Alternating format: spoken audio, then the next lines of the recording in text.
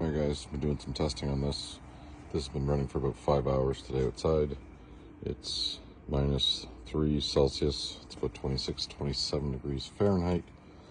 Added this temperature display here. It's 20.9 degrees Celsius. It's around 70 degrees Fahrenheit. And it's been running off of this guy. This is an 8.0. So it's been about 4 or 5 hours on that. And we got some silicone, some caulking, a bunch of batteries. And that's how warm it is inside.